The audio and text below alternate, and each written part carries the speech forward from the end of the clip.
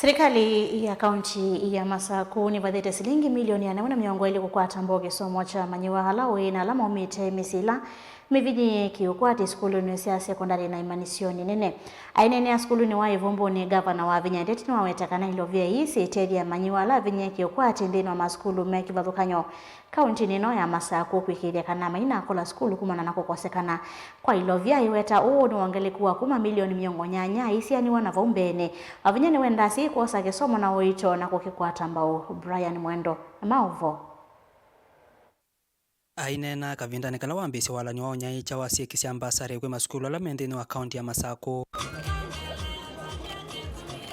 mwandu wa vinya wetakana ni ovu chokwe manyiwa kuma misila mbinyi kiukwati kwithwa yumeithi wana ifiso ya kuendesya masomo mova tekisiei ona kimwe. Today I'm launching 120 million worth of education bursary that will benefit a total of 28,628 students drawn from across the 40 wards. Those are 28,620 students. Hawa watoto wangekuwa wako nyumbani, lakini sasa si wataenda shule. Wavinya ivothisya wendekithia ula unaikitwa wa kusia serikali sia kaunti inengana basari aiwetakana ila sia mbunge itoetie na vena vata wa serikali sia kaunti kwikiacha na kwikithia vaimu manyiwa na umona akosa kisomo nundu wa kunyive wani maelo. Tulikuwa na shida, tulikuwa tumeambiwa tusipatiane basari kama county governments, na tukakaa chini na serikali kuu through the Department of Education through COG tukawaambia ni kitu cha maana sana sisi kama county government tupatiane basari kwa watoto wetu. Yes, members of parliament wanapatiana, lakini hiyo basari peke yake ya members of parliament haiwezi kusaidia watoto wetu, na sisi tuko na nafasi kama county na pia tunaokota on source revenue. Ni vizuri turudishe pesa kwa watoto wetu, na ndio tukakwama hapo kama COG na wakakubali tusaini mkataba na wao. Kwa hivyo kutoka sasa sisi kama county governments tutakuwa tunaweza kusomesha watoto wetu. Kavindani kwa mwandu wa vinya imakadhali mwanene kwa kwithiwa na umisyo na kunengana yanya kuya manyua kuendea kwikala ilasi nemetelete mbasari sia kaunti vikiye na kuma.